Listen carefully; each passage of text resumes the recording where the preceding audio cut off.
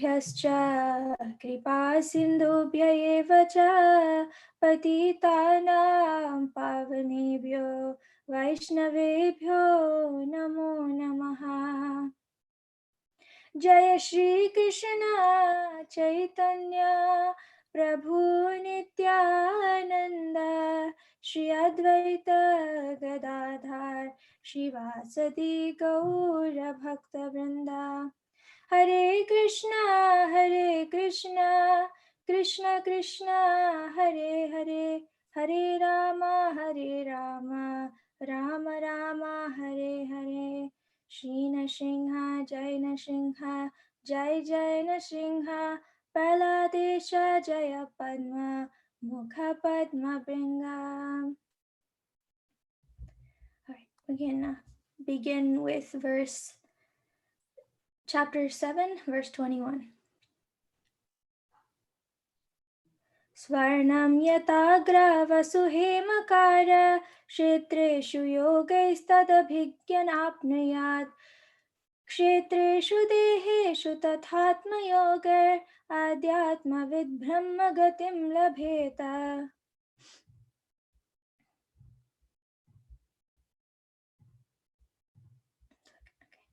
An expert geologist can understand where there is gold and by various processes can extract it from the gold ore. Similarly, a spiritually advanced person can understand how the spiritual particle exists within the body, and thus by cultivating spiritual knowledge, he can attain perfection in spiritual life. However, as one who is not expert cannot understand where there is gold, a foolish person who has not cultivated spiritual knowledge cannot understand how the spirit exists within the body. Purport. Here is a very good example concerning spiritual understanding. Foolish rascals, including so-called jnanis, philosophers, and scientists, cannot understand the existence of the soul within the body because they are lacking in spiritual knowledge. The Vedas enjoin, Tad vijnanartham sa gurum eva bhikachet. To understand spiritual knowledge, one must approach a bona fide spiritual master. Unless one has been trained in geology, one cannot detect gold in stone. Similarly, unless one has been trained by a spiritual master, he cannot understand what is spirit and what is matter. Here it is said, yogaistadabhigyaha. This indicates that one who has connected himself with spiritual knowledge can understand that there is spiritual soul within the body. However, one who is in an animalistic conception of life and has no spiritual culture cannot understand. As an expert mineralogist or geologist can understand where there is gold and can then invest his money to dig there and chemically separate the gold from the ore, an expert spiritualist can understand where the soul is within matter. One who has not been trained cannot distinguish between gold and stone. Similarly, fools and rascals who have not learned from an expert spiritual master what is soul and what is matter cannot understand the existence of the soul within the body. To understand such knowledge, one must be trained in the mystic yoga system or, finally, in the bhakti yoga system. As stated in the Bhagavad-Gita 18:55, Bhaktya mam abhijananti. Unless one takes shelter of the bhakti yoga process, one cannot understand the existence of the soul within the body. Therefore, Bhagavad-Gita begins by teaching, Dehinosmin yata dehe kaumaram yauvanam jara tata dehantara praptir dhiras tatra muhyati. As the embodied soul continually passes in his body from boyhood to youth to old age, the soul similarly passes into another body at death. The self-realized soul is not bewildered by such a change. Bhagavad Gita 2:13. Thus the instruction is that one should understand that the soul is within the body and is transmigrating from one body to another. This is the beginning of spiritual knowledge. Any person who is not expert in understanding the science or is unwilling to understand it remains in the bodily concept of life, or the animalistic conception of life, as confirmed in Bhagavatam. Yasyatma buddhi kunape tridhatuke sa eva gokharaha. Every member of human society should clearly understand the instructions of Bhagavad-Gita, for only in this way can one be spiritually elevated and automatically give up the false illusory knowledge by which one thinks, I am this body, and everything belonging to this body is mine, aham mameti. This doggish conception should be rejected immediately. One should be prepared to understand the spirit soul and the Supreme Spirit God, who are eternally related. Thus one may return home back to Godhead, having solved all the problems of life. Ashtau prakritayah proktas traya eva hi tadguna vikara shodat shacharai puman eka samanvayat. The Lord's 8 separated material energies, the 3 modes of material nature and the 16 transformations, the 11 senses, and the 5 gross material elements like earth and water. Within all these, the one spiritual soul exists as the observer. Therefore, all the great acharyas have concluded that the individual soul is conditioned by these material elements. Purport. As explained in the previous verse, Kshetreshu deheshu tathatma yogar adhyatma vid brahma gatim labheta. A spiritually advanced person can understand how the spiritual particle exists within the body, and thus by cultivating spiritual knowledge, he can attain perfection in spiritual life. The intelligent person who is expert in finding the self within the body must understand the 8 external energies, which are listed in Bhagavad-Gita 7:4. Bhumirapo nalo vayuhu kammano buddhirevacha ahankara itiyam me bhinna prakritirashtada.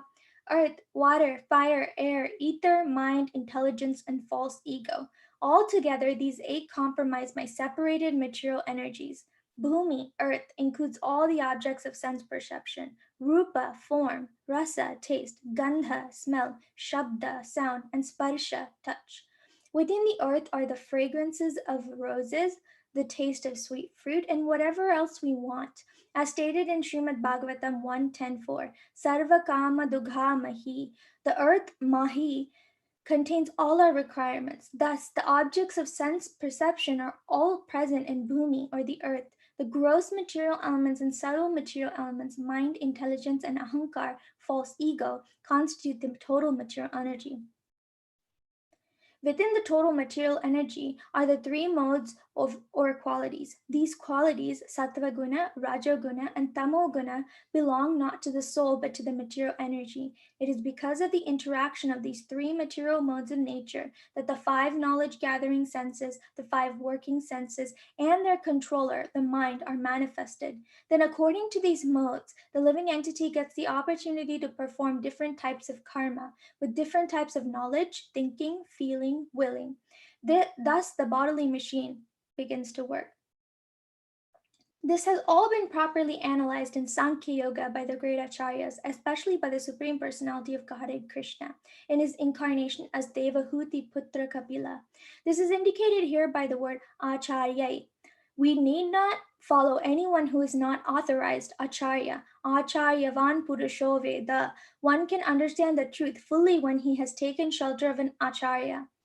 The living entity is individual, but body is a composition of many material elements. This is proved by the fact that as soon as the living entity quits this combination of material elements, it becomes a mere conglomeration of matter. The matter is qualitatively one, and the spiritual soul is qualitatively one with the Supreme. The Supreme is one, and the individual soul is one, but the individual soul is understood to be the master of the individual combination of material energy, whereas the Supreme Lord is the controller of the total material energy. The living entity is the master of his particular body, and according to his activities, he is subjected to different types of pains and pleasures. However, although the Supreme Person, the Paramatma, is also one, he is present as an individual in all the different bodies. The material energy is in fact divided into 24 elements. The individual soul, the owner of the individual body, is a 25th subject. And then above everything is Lord Vishnu as Paramatma, the supreme controller, who is the 26th subject. When one understands all these 26 subjects, he becomes Adhyatmavit, an expert in understanding the distinction between matter and spirit. As stated in Bhagavad-Gita 13.3, Kshetrajnayo Jnanam, understanding the Kshetra, the constitution of the body, and the individual soul, and the super soul constitutes real jnana or knowledge. Unless one ultimately understands that the Supreme Lord is eternally related with the individual soul, one's knowledge is imperfect. This is confirmed in Bhagavad Gita 7.19. Bahunam janmanamante jnanavan mam prapadyate vasudeva sarvamiti sa mahatma sudurlabha. After many births and deaths, he who is actually in knowledge surrenders unto me, knowing me to be the cause of all causes and all that is. Such a great soul is very rare. Everything material and spiritual consists of various energies of Vasudeva, to whom the individual soul, the spiritual part of the Supreme Lord, is subordinate. Upon understanding this perfect knowledge, one surrenders to the Supreme Personality of Godhead. Vasudevaha sarvamiti sa mahatma sudurlabha.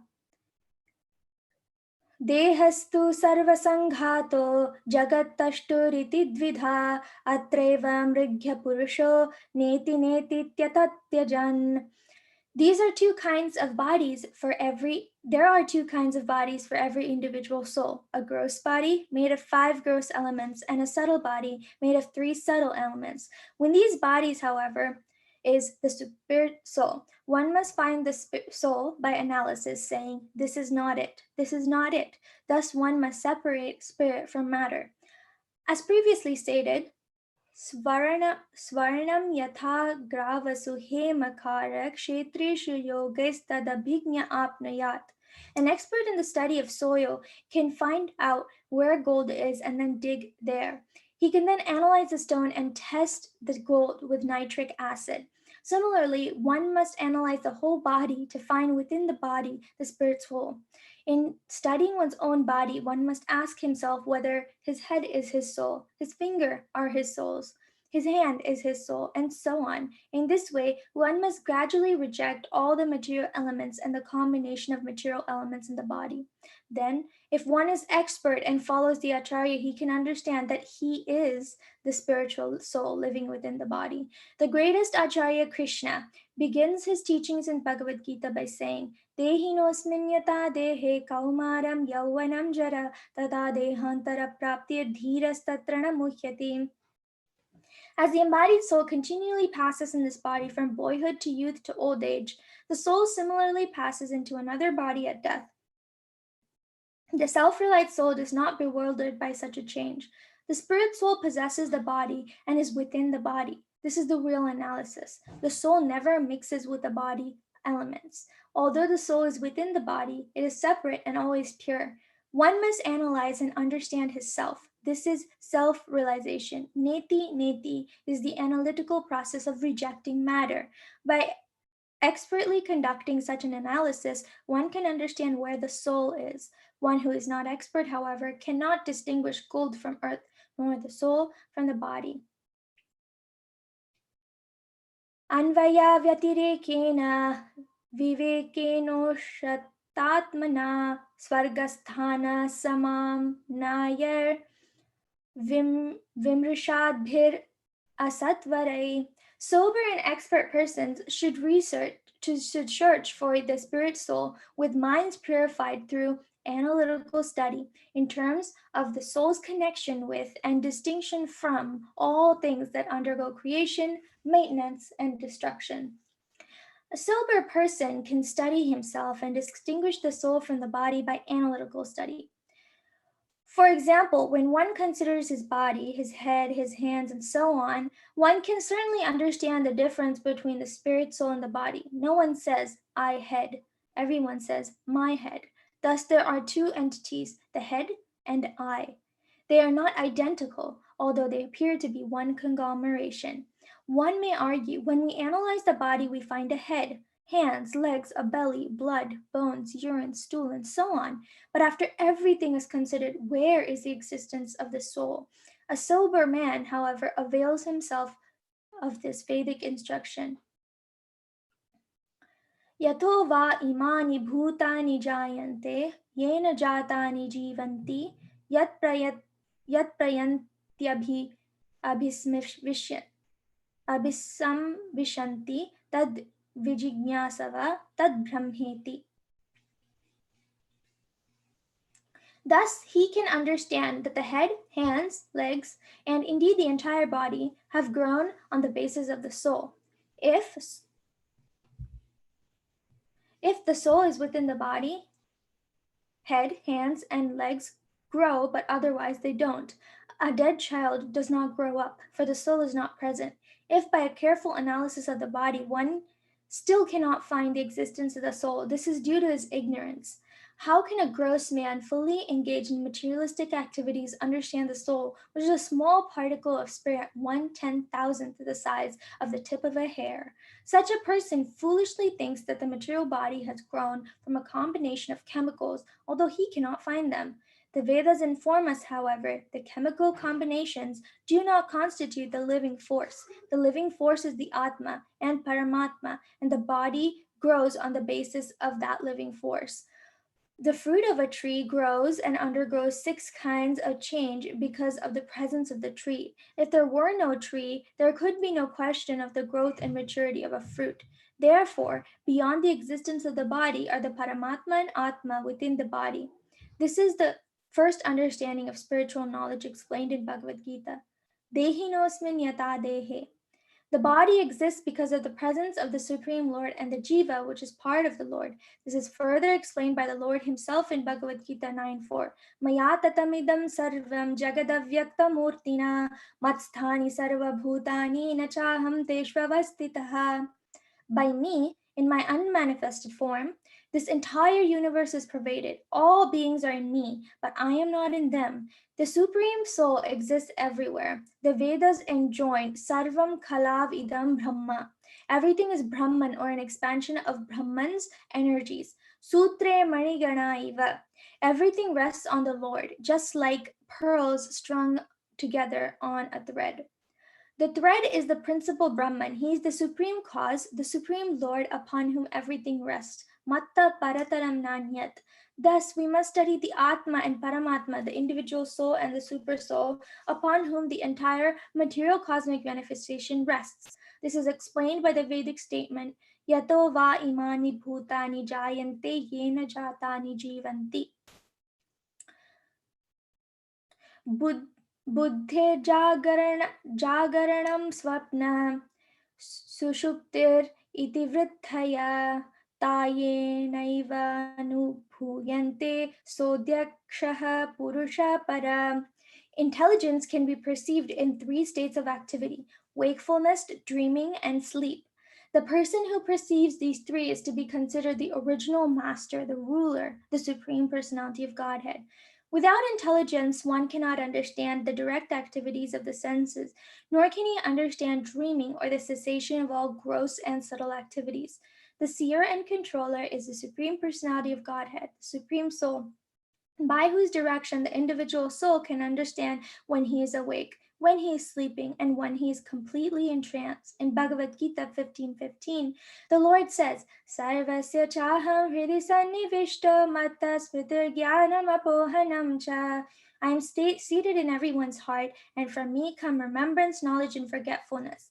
The living entities are completely absorbed in the 3 states of wakefulness, dreaming, and deep sleep through their intelligence. This intelligence is supplied by the Supreme Personality of Godhead, who accompanies the individual soul as a friend. Srila Madhavacharya says that the living entity is sometimes described as sattva buddhi when his intelligence acts directly to perceive pains and pleasures above activities. There is a dreaming state in which understanding comes from the Supreme Personality of Godhead. Matta smritir jnanam apohanam cha. The Supreme Personality of Godhead, the Super Soul, is the Supreme Controller, and under his direction, the living entities are sub-controllers. One must understand the Supreme Personality of Godhead with one's intelligence. Ebhistrivarne Paryastar buddhi beder kriyodbhavai swarupam atmano buddhyet gandher vayum ivanyavad. As one can understand the presence of the air by the aromas it carries, so under the guidance of the Supreme Personality of Godhead, one can understand the living soul by these 3 divisions of intelligence. These three divisions, however, are not the soul. They are constituted of the three modes and are born of activities. As already explained, there are three states to our existence, namely wakefulness, dreaming, and deep sleep. In all three states, we have different experiences. Thus, the soul is the observer of these three states. Actually, the activities of the body are not the activities of the soul. The soul is different from the body, just as the aromas are distinct from the material vehicle in which they are carried. The soul is unattached to material activities. This analysis can be considered by a person who is fully under the shelter of the lotus feet of the Supreme Lord. This is confirmed by the Vedic injunction, Yasmin vijñāte sarvam evam vijñātam bhavati. If one can understand the Supreme Personality of Godhead, one can automatically understand everything else. Because of not taking shelter of the Lord's lotus feet, even great scholars, scientists, philosophers, and religionists are always bewildered. This is confirmed in Srimad Bhagavatam 10:2-32. Yeneravindaksha vimuktamaninas tvayastabhava vishuddha buddhaya. Even though one may artificially think himself liberated from material contamination, if he has not taken shelter of the Lord's lotus feet, his intelligence is polluted. Bhagavad-Gita 3:42. Indriyani paranyahur indriyebhya param manah manasastu para buddhir yo buddhe paratastu saha. Above the senses is the mind, above the mind is the intelligence, and above the intelligence is the soul. Ultimately, when one's intelligence becomes clear through devotional service, one is situated in Buddhi Yoga. This also is explained in Bhagavad Gita, Dadami Buddhi Yogam Tam Yena Mam Upayanti Te. When devotional service develops and one's intelligence becomes clear, one can use his intelligence to return home, back to Godhead. एतद्वारो हि संसारो गुणकर्मणि बन्धनः अज्ञानमूलो पार्थोऽपि पुंस swapna ivarpyate. Through polluted intelligence, one is subjected to the modes of nature, and thus one is conditioned by the material existence. Like a dreaming state in which one falsely suffers, material existence, which is due to ignorance, must be considered unwanted and temporary. The unwanted condition of temporary life is called ignorance. One can very easily understand that the material body is temporary, for it is generated at a certain date and ends at a certain date. After undergoing the sixth kind of change, namely birth, death, growth, maintenance, transformation, and dwindling, this condition of the eternal soul is due to his ignorance, and although it is temporary, it is unwanted. Because of ignorance, one is put into temporary bodies one after another. The spirit soul, however, does not need to enter such bodies. He does so only due to his ignorance or his forgetfulness of Krishna. Therefore, in the human form of life, when one's intelligence is developed, one should change his consciousness by trying to understand Krishna. Then one can be liberated. This is confirmed in Bhagavad Gita 4:9, where the Lord says, Janma karma cha me divyam evam yo veti tatvatah tyaktva deham punarjanma naiti mameti sorjuna. One who knows the transcendental nature of my appearance and activities does not, upon leaving the body, take his birth again in this material world, but attains my eternal abode, O Arjuna. Unless one understands Krishna and comes to Krishna consciousness, one must continue in material bondage. To end this conditional life, one must surrender to the Supreme Personality of Godhead. Indeed, that is demanded by the Supreme Lord. Sarva dharman parityajya mamekam sharanam vraja. As advised by Sri Maharaj Rishabdev, Nasadu manye yata atmano yam asanna pikleshada asadehaha. One must be intelligent enough to understand that although one's body is temporary and will not endure for so long as one has a body, he must undergo the pangs of material existence.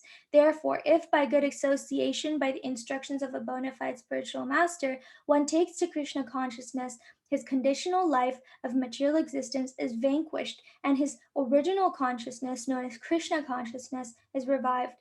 When one is Krishna conscious, he can realize that material existence, whether one is awake or dreaming, is nothing but a dream and has no factual value.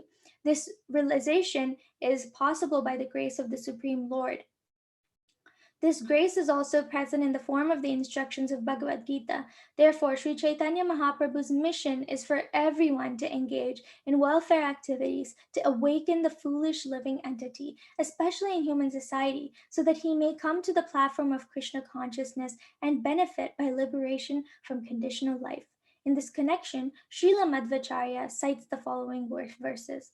दुःखरूपो हि संसारो बुद्धिपूर्वम् अवाप्यते यथा स्वप्ने शिरश्छेदं स्वयं कृत्वात्मनो वशः ततो दुःखमवाप्येत तथा जागरितोऽपि तु जानन् apyatmano dukkam avashastu pravartate. One must realize that the material condition of life is full of distresses.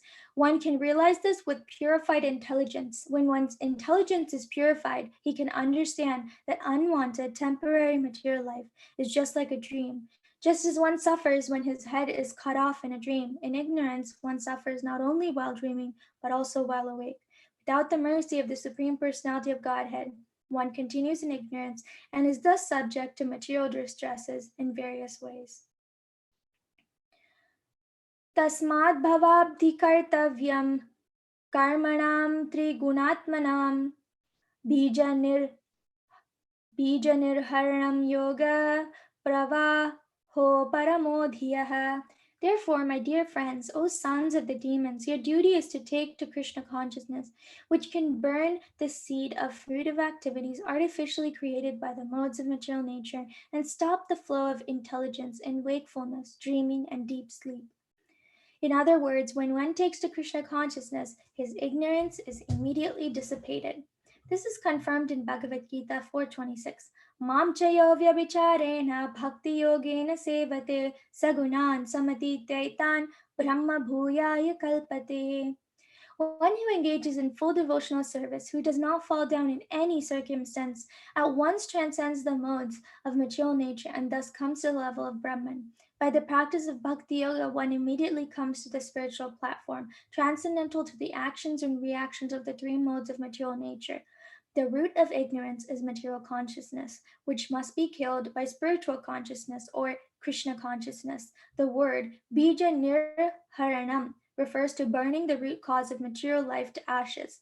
In the Medhini dictionary, yoga is explained by its result. Yoge purvartha sampraptu sangati dhyana yuktishu. When one is put into an awkward position because of ignorance, the process by which one can be freed from this entanglement is called yoga. This is also called liberation. Muktirhitvanya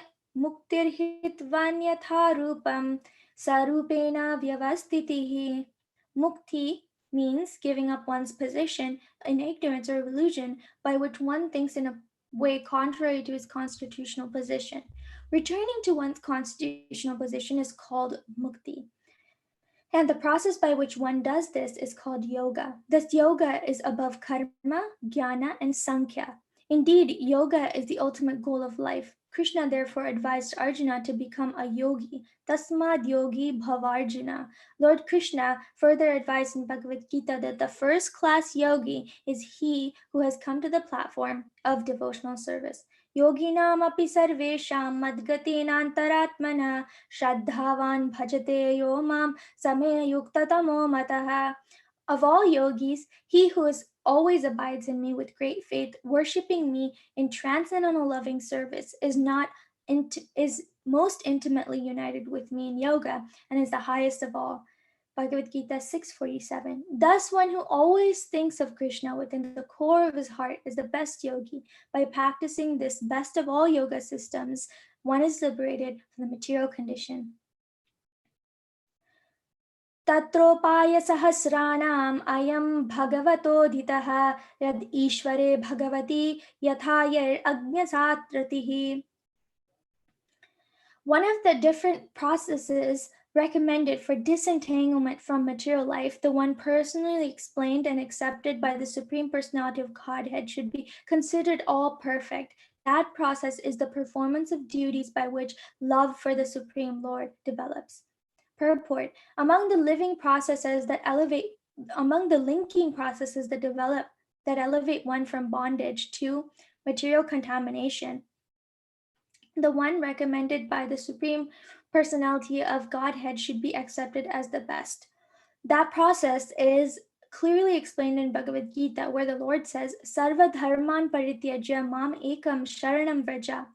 Abandon all varieties of religion and just surrender to me. This process is the best because the Lord assures, Aham tvam sarva papebhyo moksha eshyami masuchaha. I shall deliver you from all sinful reaction. Do not fear. There is no need to be worried, for the Lord himself assures that he will care for his devotee and save him from the reactions of sinful activities. Material bondage is a result of sinful activity. Therefore, since the Lord assures that he will dissipate the results of fruit of material activities, there is no need to be worried. This process of understanding one's position as a spirit soul and then engaging himself in devotional service is therefore the best. The entire Vedic program is based on this principle, and one can understand it as recommended in the Vedas.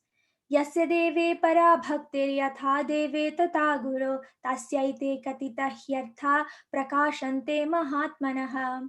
Unto those great souls who have implicit faith in both the Lord and the spiritual master, all the imports of the Vedic knowledge are automatically revealed. Shvetashvatra Upanishad 6:23. One must accept the pure devotee, the representative of God, as one's guru, and then offer him all respects one would offer the personality of Godhead. This is the secret of success. For one who adopts this method, the perfect process is revealed. In this verse, the words Yar Agnyasaratihi indicate that by offering service and surrendering to the spiritual master, one is elevated to devotional service, and by performing devotional service, one gradually becomes attached to the Supreme Personality of Godhead. Because of this attachment to the Lord, one can understand the Lord. In other words, one can understand what the Lord's position is, what our position is, and what our relationship is. All this can be understood very easily by the simple method of Bhakti Yoga. As soon as one is situated in the platform of Bhakti Yoga, the root cause of one's suffering and material bondage is destroyed. This is clearly explained in the next verse, which gives the secret of success. Guru Shushrusaya Bhaktya Sarvalabdhar Panena cha Sangena Sadhu Bhaktanam Ishvararadhanena cha Shraddhaya Tatkathayam cha Kirtaner Gunakarmanam Tatpadam Buruha Dhyanat Tallinge Ksharahana Divihi.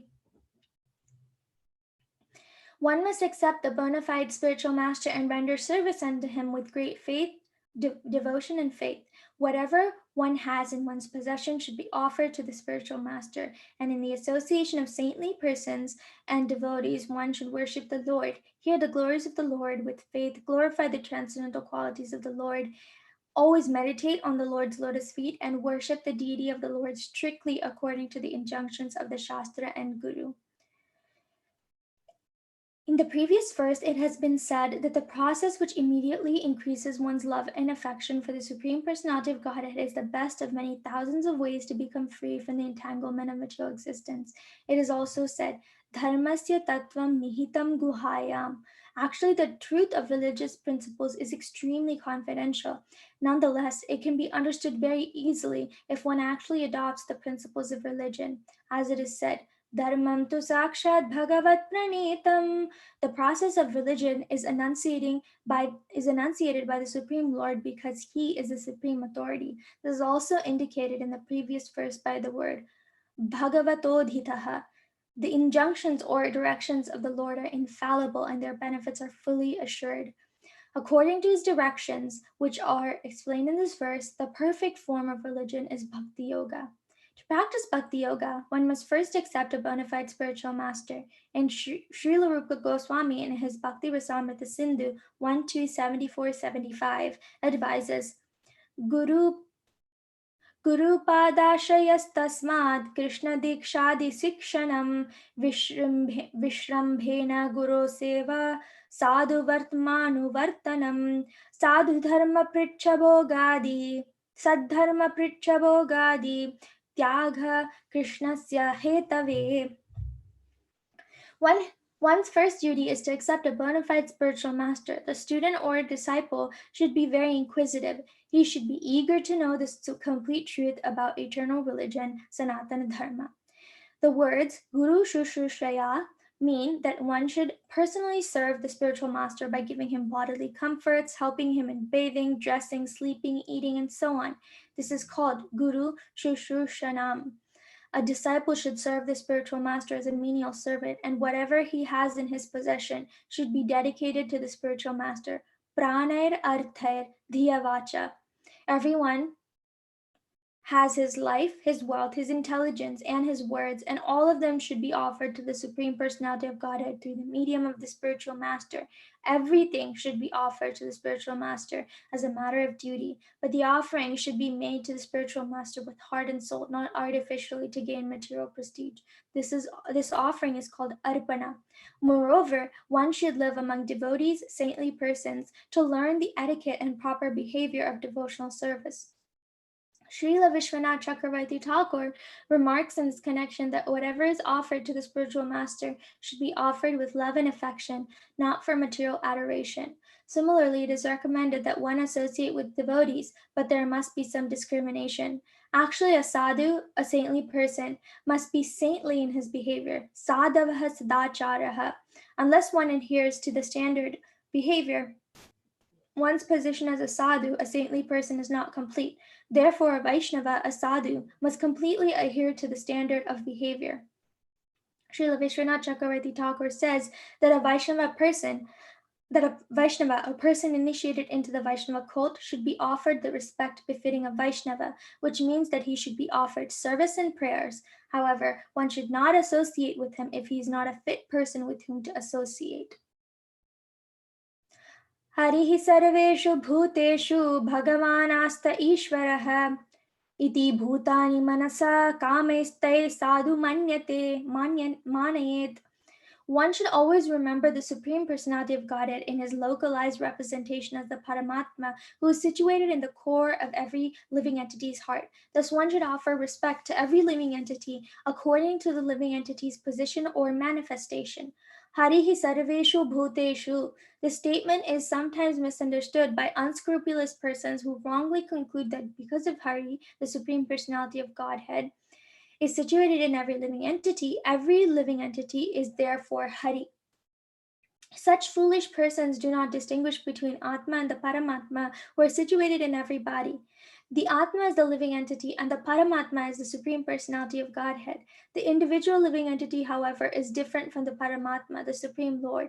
Therefore, Harihi Sarveshu Bhuteshu means that Hari is situated as Paramatma, not as Atma, although Atma is a part of Paramatma. Offering respect to every living entity means offering respect to the Paramatma situated in every living entity. One should not misunderstand every living entity to be the Paramatma.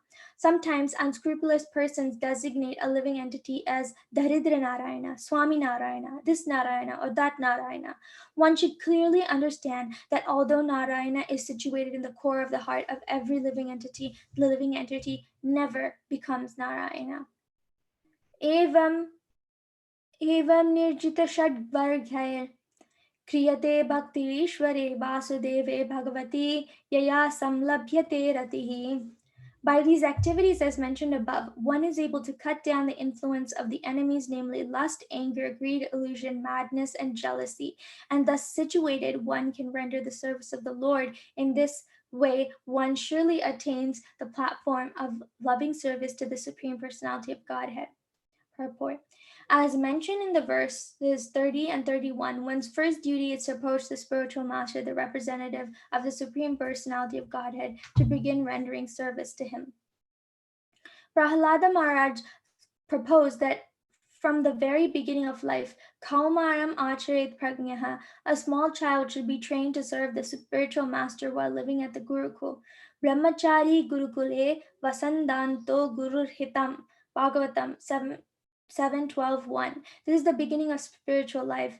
Guru Padashrayah Sadhu Vartmanuvartanam Sadharma Pricha. By following the instructions of the Guru and the Shastras, the disciple attains the stage of devotional service and becomes unattached to possessions. Whatever he possesses, he offers to the spiritual master, the Guru, who engages him in Shravanam Kirtanam Vishnoho. The disciple follows strictly in his way. In this way, learns how to control his senses. Then by using his pure intelligence, he gradually becomes a lover of the Supreme Personality of Godhead, as confirmed by Srila Rupa Goswami. Ado Shraddha Tataha Sadhu Sangaha. In this way, one's life becomes perfect and his attachment for Krishna becomes positively manifested. In that stage, he is situated in ecstasy, experiencing bhava, anubhava, as explained in the following verse.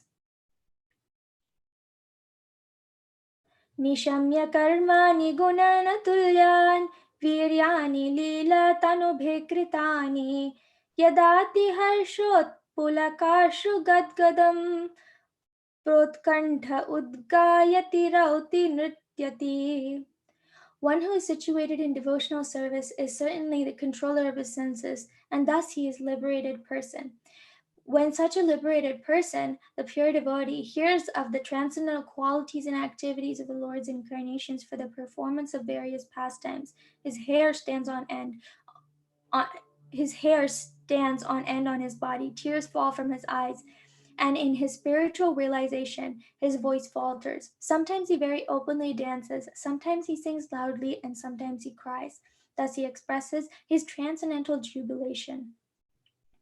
The Lord's activities are uncommon. For example, when he appeared as Lord Ramachandra, he performed uncommon activities like bridging the ocean. Similarly, when Lord Krishna appeared, he raised the Govardhan hill when he was only 7 years of age. These are uncommon activities. Fools and rascals who are not in the transcendental position consider these uncommon activities of the Lord to be mythological. But when the pure devotee, the liberated person, hears about these uncommon activities of the Lord, he immediately becomes ecstatic and exhibits the symptoms of dancing, chanting, and crying very loudly and jubilantly.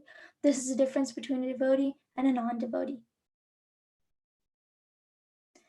यदाग्रहग्रस्त इव क्वचिदसत्याक्रन्दते ध्यायति वन्दते जनं मुहुर्षवः सन् भक्ति हरे जगत्पते नारायणायेत्यात्ममतिर्गतत्रपः. When a devotee becomes like a person haunted by a ghost, he laughs and very loudly chants about the qualities of the Lord. Sometimes he sits to perform meditation and he offers respect to every living entity, considering him a devotee of the Lord. Constantly breathing very heavily, he becomes careless of social etiquette and loudly chants like a madman. Hare Krishna, O my Lord, O Master of the universe. When one chants the holy name of the Lord in ecstasy, not caring for outward social conventions, it is to be understood that he is Atmamati. In other words, his consciousness is turned toward the Supreme Personality of Godhead. Tada puman mukta samasta bandhanas tadbhava bhavanukrita shayakritihi nirdagdha bijanushayo mahiyasa bhakti prayogena sametya dhokshajam. The devotee is then freed from all material contamination because he constantly thinks of the Lord's pastimes and because his mind and body have been converted to spiritual qualities. Because of his intense devotional service, his ignorance, material consciousness, and all kinds of material desires are completely burned to ashes. This is the stage at which one can achieve the shelter of the Lord's lotus feet. When a devotee is completely purified, he becomes Anya Abhilashita Shunyam. In other words, all of his material desires become zero, being burnt to ashes, and he exists either as the Lord's servant, friend, father, mother, or conjugal lover. Because one thinks constantly in this way, one's present body and mind are fully spiritualized, and the needs of one's material body completely vanish from one's existence. An iron rod put into a fire becomes warmer and warmer, and when it is red hot, it is no longer an iron rod, but fire. Similarly, when a devotee constantly engages in devotional service and thinks of the Lord in his original Krishna consciousness, he no longer has any material activities, for his body is spiritualized. Advancement in Krishna consciousness is very powerful, and therefore, even during this life, such a devotee has achieved the shelter of the lotus feet of the Lord. This transcendental ecstatic existence of a devotee was completely exhibited by Sri Chaitanya Mahaprabhu. In this regard, Srila Madhvacharya writes as follows: Tadbhava bhava tadyata swarupam bhaktihi kechid bhakta minirtyanti gayanti chayet yathepsitam केचित् तुष्णीं जपन्त्येव केचित् शोभयाकारिणः. The ecstatic condition of devotional service was completely exhibited by Sri Chaitanya Mahaprabhu, who sometimes danced, sometimes cried, sometimes sang, sometimes remained silent, and sometimes chanted the holy name of the Lord. That is perfect spiritual existence. Adokshajhalambham iha shubhatmanah शरीरिणा संसृति चक्रशातनम् तद्ब्रह्मनिर्वाणसुखं विदुर्बुधस्ततो भजाध्वं हृदये हृदीश्वरम्. The real problem of life is the repetition of birth and death, which is like a wheel rolling repeatedly up and down. This wheel, however, completely stops when one is in touch with the Supreme Personality of Godhead. In other words, by the transcendental bliss realized from constant engagement in devotional service, one is completely liberated from material existence. All learned men know this. Therefore, my dear friends, O sons of the Asuras, immediately begin meditating upon and worshipping the Supersoul within everyone's heart. Generally, it is understood that by merging into the existence of Brahman, the impersonal feature of the Absolute Truth, one becomes completely happy. The words Brahma Nirvana refer to connecting with the Absolute Truth, who is realized in three features: Brahmeti, Paramatmeti, Bhagavan iti Shabdyate. One who feels Brahma Sukha, spiritual happiness, by merging into the impersonal Brahman, because the Brahma Jyoti is the influence of the Supreme Personality of Godhead. Yasya Prabha Prabhavato Jagadanda Koti, Yasya Prabha. The impersonal Brahman consists of the rays of Krishna's transcendental body. Therefore, whatever transcendental bliss one feels from merging in Brahman is due to contact with Krishna. Contact with Krishna is perfect Brahma Sukha. When the mind is in touch with the impersonal Brahman, one becomes satisfied, but one must advance further to render service to the Supreme Personality of Godhead. For one's remaining merged in the Brahman effulgence is not always assured, as it is said, Aruhya Krishnena param padam tata patantyatho nadrita yushmadangrayaha. One may merge in the Brahman feature of the Absolute Truth, but there is a chance that one may fall because of not being acquainted with Adhokshaja or Vasudeva. Of course, such Brahma Sukha undoubtedly eliminates material happiness, but when one advances through impersonal Brahman and localized Paramatma to approach the Supreme Personality of Godhead in relation with Him as a servant, friend, parent, or conjugal lover, one's happiness becomes all-pervading. Then one automatically feels transcendental bliss, just as one becomes happy seeing the shining of the moon. One acquires natural happiness upon seeing the moon, but when one can see the Supreme Personality of Godhead, one's transcendental happiness increases hundreds and thousands of times. As soon as one is very intimately connected with the Supreme Personality of Godhead, one surely becomes free from all material contamination. Ya nivrittistanu bhritamam. This cessation of all material happiness is called nirvritti or nirvana. Srila Rupa Goswami says in Bhakti Rasamrita Sindhu 1:138, Brahmanando bhave desha chetparadha gunikritah naiti bhakti sukhambodhe paramanu tulam api. If Brahmananda, the bliss of merging in the Brahman effulgence, were multiplied 100 trillion times, it will still not even equal an atomic fragment of the ocean of transcendental bliss felt in devotional service. Brahmabhuta prasannatma na sochati na kankshati samasarveshu bhuteshu madbhaktim labate param. One who is transcendently situated at once realizes the Supreme Brahman and becomes fully joyful. He never laments or desires to have anything. He is equally disposed toward all living entities. In that state, he attains pure devotional service unto the Lord. If one advances further from the Brahma Nirvana platform, one enters the stage of devotional service. Mad Bhaktim Labate Param. The word Adhokshajalambham refers to keeping the mind always engaged in the transcendental truth.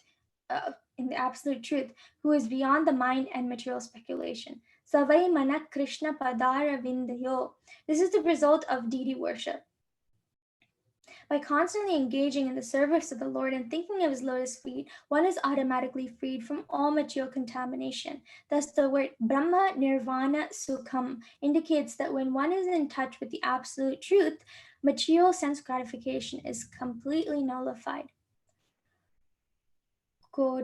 कोटि प्रयासो सुरबालका हरेर उपासने स्वे हृदि छिद्रवत्सतः स्वस्यात्मना साख्युर अशेष देहिनां सामान्यतः किं विषयोपपादिनाय. O my friends, sons of the Asuras, the Supreme Personality of Godhead in his Super Soul feature always exists within the core of the hearts of all living entities. Indeed, he is the well-wisher and friend of all the living entities, and there is no difficulty in worshipping the Lord.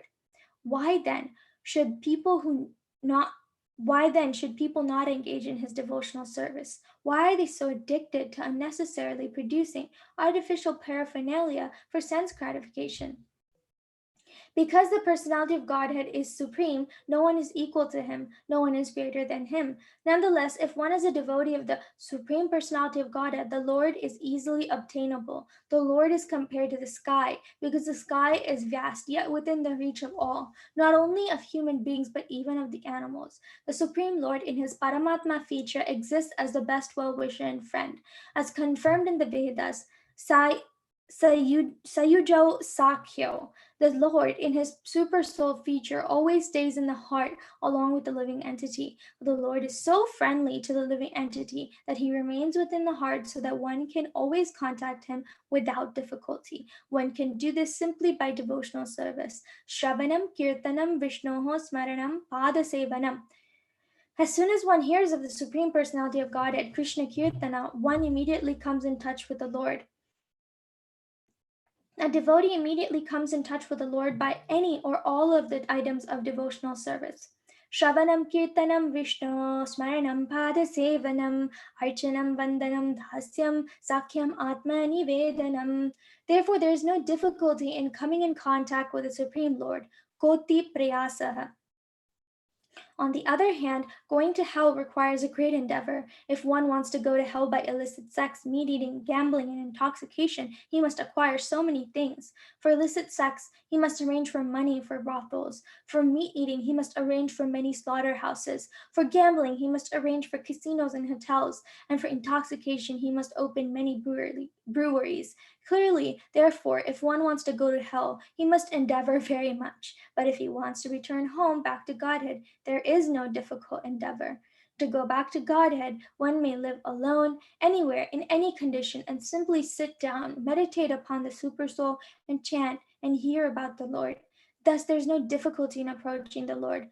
Adanta gobhir vishatam tamishram. Because of inability to control the senses, one must go through great endeavor to go to hell. But if one is sensible, he can very easily obtain the favor of the Supreme Personality of Godhead because Lord is always with him. By the simple method of Shravanam, Kirtanam, Vishnu, the Lord is satisfied. Indeed, the Lord says, Patram Pushpam Phalam Toyam Yo me Bhaktya Prayachati Tadaham Bhakti Prahritam Ashnami Prayatatmanaha. If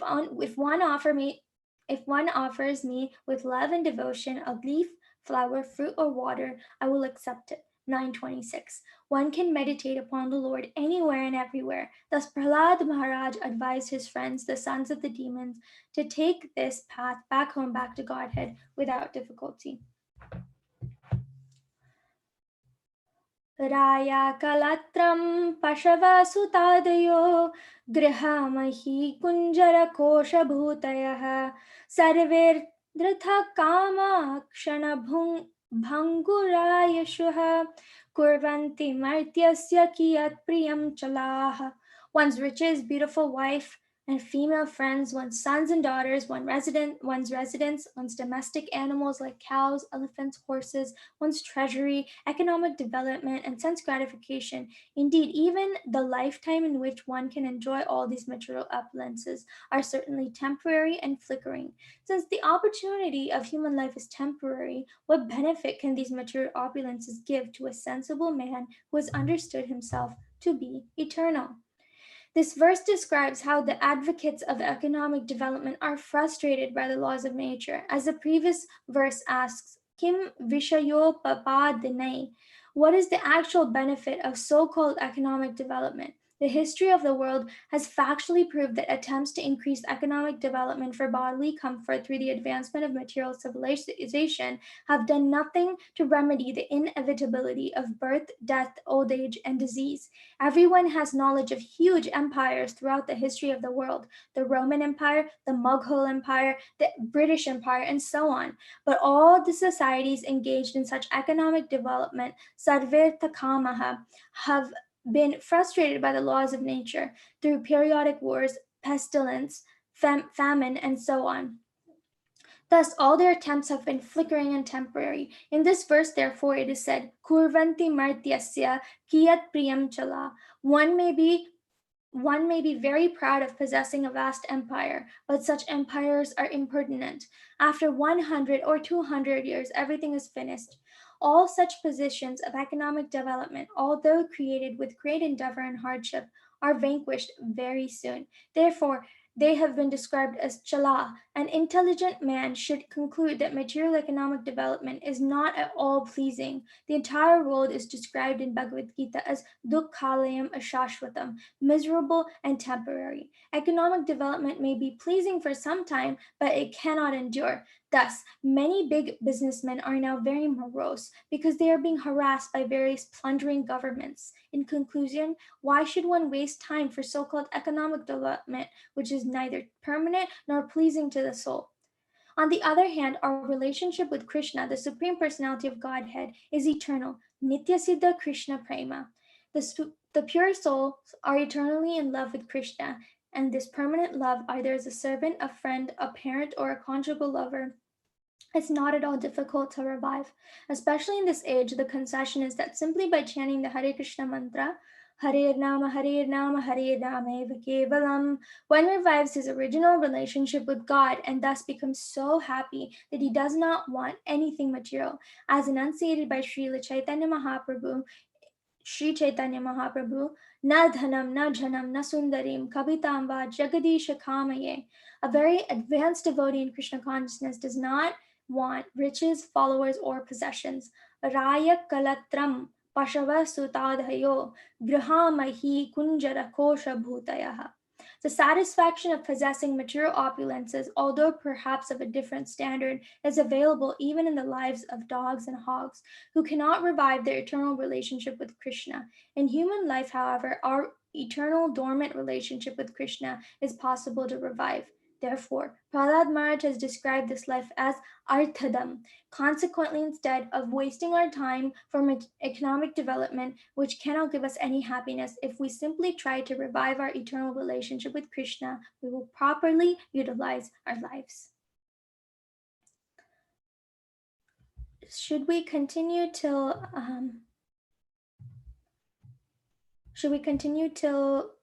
5:30?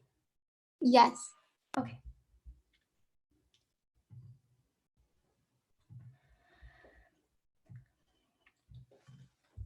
Evam hi loka kratubhi kritami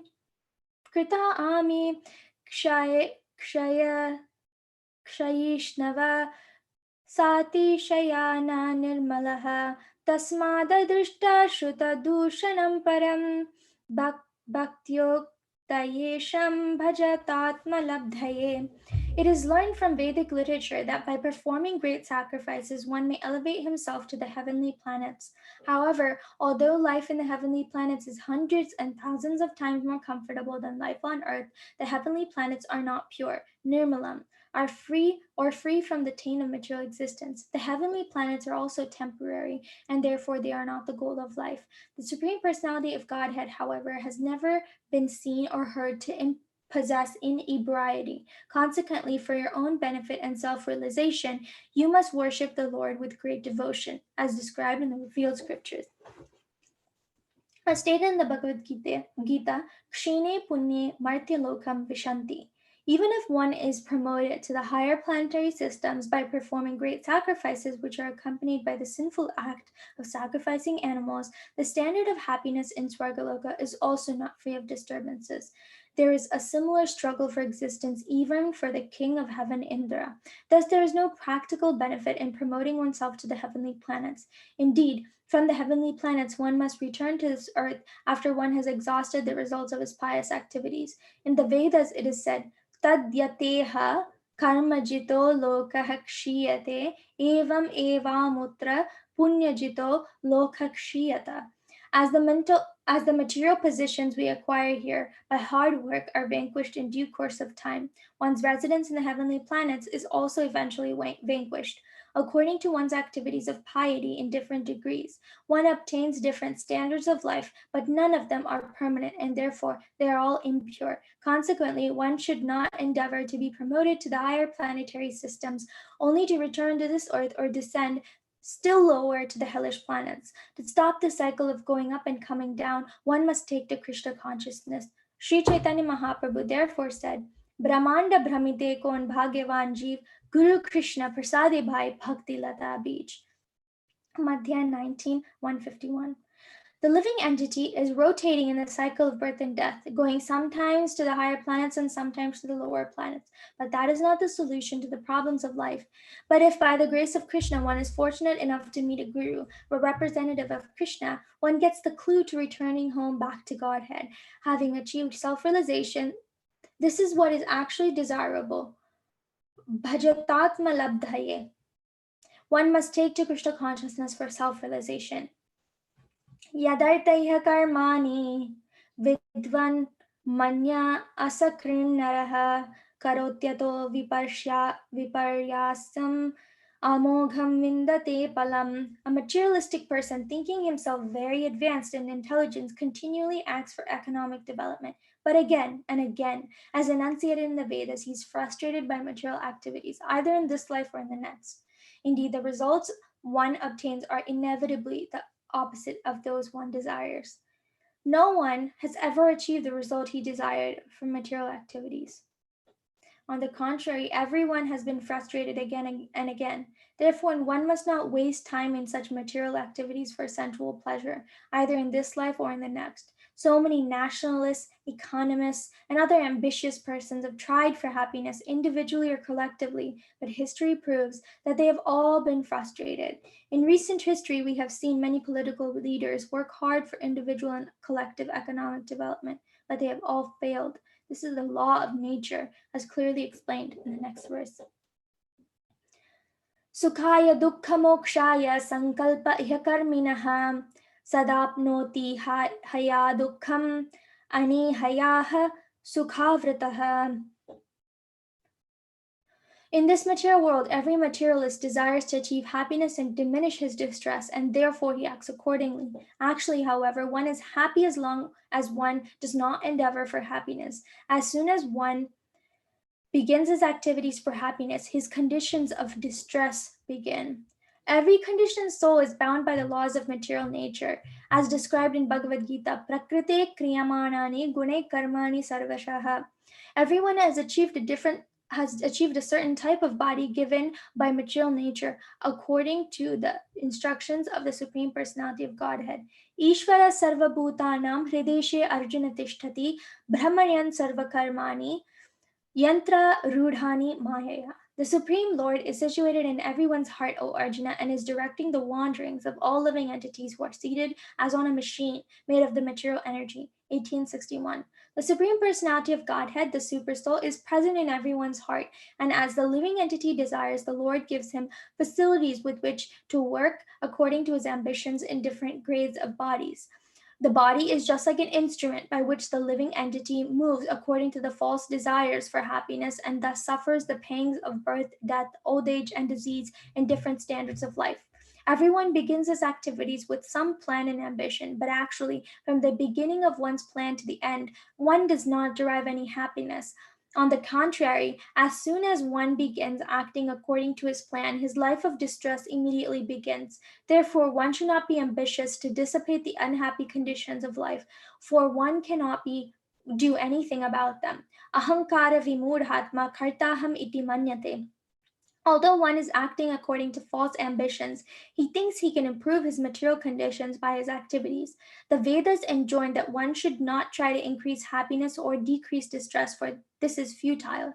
Tasaiva heto prayateta kovidaha. One should work for self-realization, not for economic development, which is impossible to improve. Without endeavor, where were we? Okay.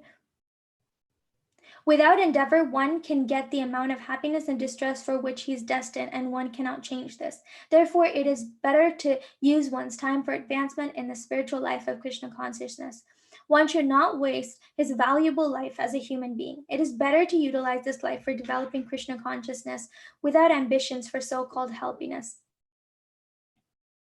Kaman kamayate kamyar yadartam iha purushah savaidehas Tuparakyo Banghuro Yatyupaiti cha. A living entity desires comfort for his body and makes many plans for this purpose, but actually the body is the property of others. Indeed, the perishable body embraces the living entity and then leaves him aside. Everyone desires comfort for his body and tries to make a suitable situation for this purpose, forgetting that the body is meant to be eaten by dogs, jackals, or moths, and thus turned into useless stool, ashes, or earth. The living entity wastes his time in a futile attempt to gain material possessions for the comfort of one body after another. Kim u vyavahitaptya kim hu vyavahita पत्यादारागारदनाधयः राज्यकोश गजामत्य mamataspadah. Since the body itself is ultimately meant to become stool or earth, what is the meaning of the paraphernalia related to the body, such as wives, residences, wealth, children, relatives, servants, friends, kingdoms, treasuries, animals, and ministers? They are also temporary. One more can be said about this. Kimete atmanastuchai sahadehena nashvarai anarthar arthasankasher nityananda rasodhade.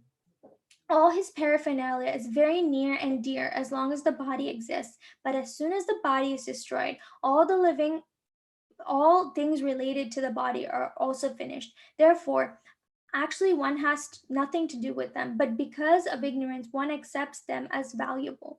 Compared to the ocean of eternal happiness, they are most insignificant. What is the use of such insignificant relationships for the eternal living being?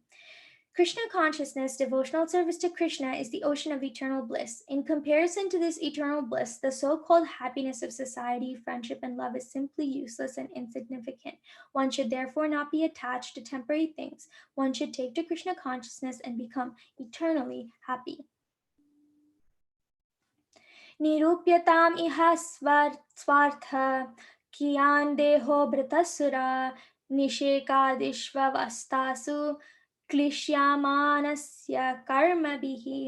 My dear friends, O sons of the Asuras, the living entity receives different types of bodies according to his previous fruitive activities. Thus, he is seen to suffer with reference to his particular body in all conditions of life, beginning with his infusion into the womb. Please tell me, therefore, after full consideration, what is the living entity's actual interest in fruitive activities, which result in hardship and misery? Karmana daivanetrena jantur deho papathaye. The living entity receives a particular type of body according to its karma or fruitive activities. The material pleasure derived in the material world from one's particular body is based on sexual pleasure. Yan maituna di grihame di sukham hi tucham. The entire world is working so hard only for sex pleasure. To enjoy sex pleasure and maintain the status quo of material life, one must work very hard, and because of such activities, one prepares himself another material body. Prahalada Maharaj places his matter to his friends, the Asuras, for their consideration. Asuras generally cannot understand that the objects of material pleasure, the so called pleasure of materialistic life, depend on extremely hard labor. Karma Karmanyarabhate dehi dehenatmanuvartina karmabhistanute deham ubhayam tvavi Tvavivekatah. The living entity who has received his present body because of his past fruit of activity may end the results of his actions in this life. But this does not mean that he is liberated from bondage to material bodies. The living entity receives one type of body, and by performing the actions with that body, he creates another. Thus, he transmigrates from one body to another through repeated birth and death because of his ignorance. The living entity's evolution through different types of bodies is conducted automatically by the laws of nature in bodies other than those of human beings. In other words, by the law of nature, Prakrite Kriyamanani, the living entity evolves from lower grades of life to the human form. Because of his developed consciousness, however, the human being must understand the constitutional position of the living entity and understand why he must accept a material body. This chance is given to him by nature, but he nonetheless acts like an animal. But what is the benefit of his human life? In this life, one must select the goal of life and act accordingly, having received instruction from the spiritual master and the Shastra, one must be sufficiently intelligent in the form of life. One should not remain foolish and ignorant, but must inquire about his constitutional position. This is called Athato Brahma Jignasa. The human psychology gives rise to many questions, which various philosophers have considered and answered with various types of philosophy based upon mental concoction. This is not the way of liberation. The Vedic instructions say, Tad vijnanartam sadgurum evabhigachet. To solve the problems of life, one must accept a spiritual master. Tasmad gurum prapadyeta jignasu shreya uttamam. If one is actually serious in inquiring about the solution to material existence, one must approach a bona fide guru. तद्विधि प्रणिपातेन परिप्रश्नेन सेवया उपदेक्षन्ति ते ज्ञानं ज्ञानिनस्तत्त्वदर्शिनः.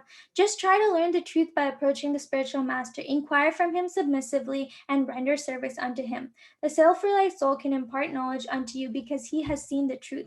One must approach a bona fide spiritual master by surrendering himself, pranipatena, and rendering service. An intelligent person must inquire from the spiritual master about the goal of life. A bona fide spiritual master can answer all such questions because he has seen the real truth. Even in ordinary activities, we must first consider gain and loss, and then we act. Similarly, an intelligent person must consider the entire process of material existence and then act intelligently, following the directions of the bona fide spiritual master. तस्माद् अर्थाश्च कामाश्च धर्माश्च यदपश्रयः भजन्तानि ह्यात्मानम् अनीहं हरिमीश्वरम्. The four principles of advancement in spiritual life, dharma, artha, kama, and moksha, all depend on the disposition of the Supreme Personality of Godhead. Therefore, my dear friends, follow in the footsteps of the devotees. Without desire, fully depend upon the disposition of the Lord. Worship Him, the Supersoul, in devotional service. These are words of intelligence. Everyone should know that in every stage of life, we are dependent on the Supreme Personality of Godhead. Therefore, the dharma, religion, which we accept should be that which is recommended by Prahlad Maharaj, Bhagavata Dharma. This is the instruction of Krishna, Sarva Dharman Parityajya Mam Ekam Sharanam Vraja.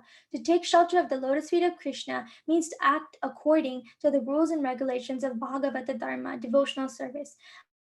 As far as economic development is concerned, we should discharge our occupational duties, but fully depend on the lotus feet of the Lord for the results. Karmanyevadhikaraste ma phaleshu kadachana. You have a right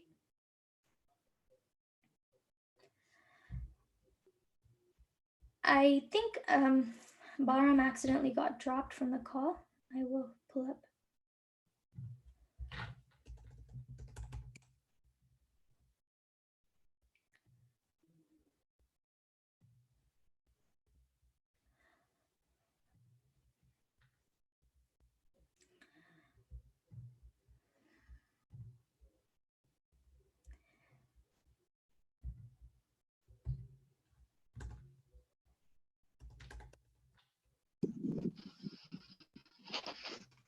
Do you want to read it from your laptop, Priya?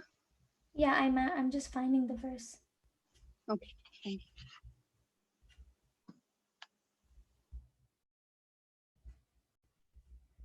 you. Okay, here we go. To take shelter of the Lord. Okay. Let me share this.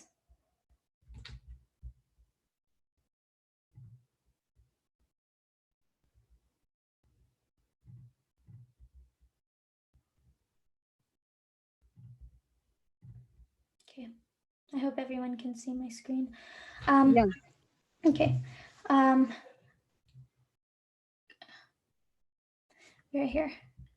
This is the instruction of Krishna. Sarva dharman parityajya mam ekam sharanam vraja. To take shelter of the lotus feet of Krishna means to act according to the rules and regulations of Bhagavata Dharma, devotional service. As far as economic development is concerned, we should discharge our occupational duties but fully depend on the lotus feet of the Lord for results.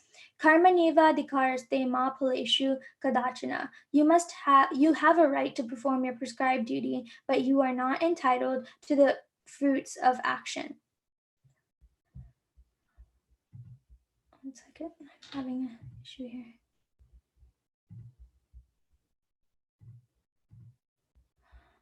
One second.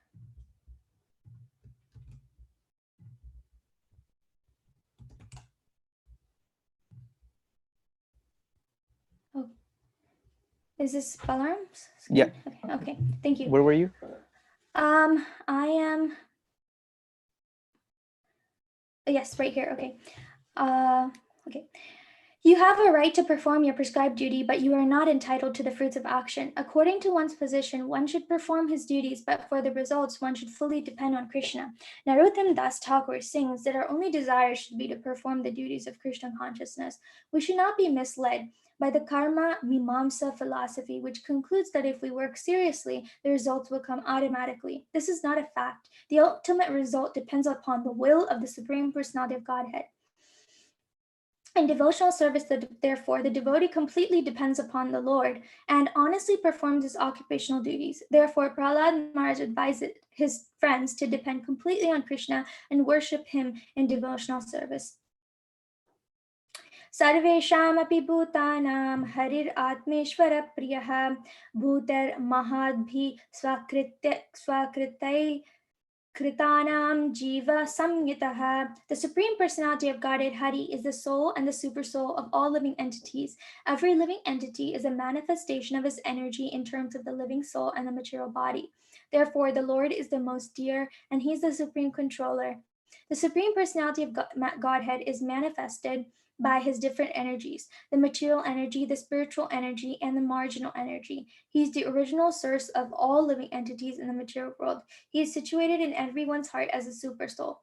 Although the living entity is the cause of his various types of bodies, the body is given by material nature according to the order of the Lord. Ishvara sarvabhutanam hrideshirjuna tishtati brahmayan sarvakarmani yantra rudrani mayaya. The Supreme Lord is situated in everyone's heart, O Arjuna, and is directing the wanderings of all living entities who are seated as on a machine made of the material energy. 1861 Bhagavad-Gita. The body is just like a machine, a car in which the living entity is given a chance to sit and move according to his desire. The Lord is the original cause of the material body and the soul, which is expanded by his marginal energy.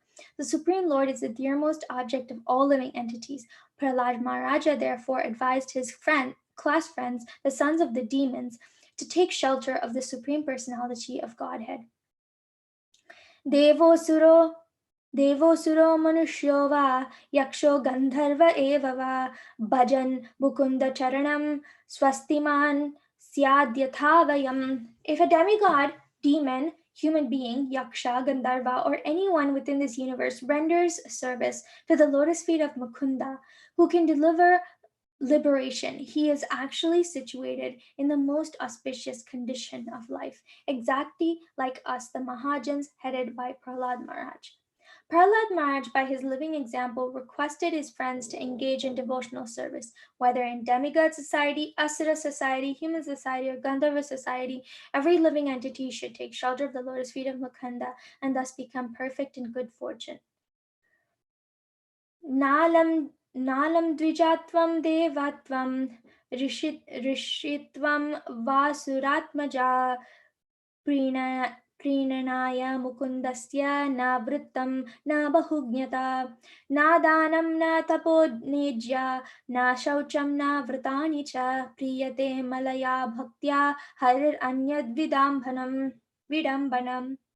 My dear friends, O sons of the demons, you cannot please the Supreme Personality of Godhead by becoming perfect brahmanas, demigods, or great saints, or by becoming perfectly good in etiquette or vast learning. None of these qualifications can awaken the pleasure of the Lord, nor by charity, austerity, sacrifice, cleanliness, or vows can one satisfy the Lord. The Lord is pleased only if one has unflinching, unalloyed devotion to Him. Without sincere devotional service, everything is simply a show. Prahlad Maharaj concludes that one can become perfect by serving the Supreme Lord sincerely by all means. Material elevation to life as a Brahmana, demigod, rishi, and so on are not causes for developing love of Godhead. But if one sincerely engages in the service of the Lord, his Krishna consciousness is complete. This is confirmed in Bhagavad-Gita 9:30. Apichet suduracharo bhajate mamananya bhag sadhureva samantavya samyak vyavasito hi saha. Even if one commits the most abominable actions, if he is engaged in devotional service, he is to be considered saintly because he is properly situated. To develop unalloyed love for Krishna is the perfection of life. The other processes may be helpful, but if one does not develop his love for Krishna, these other processes are simply a waste of time.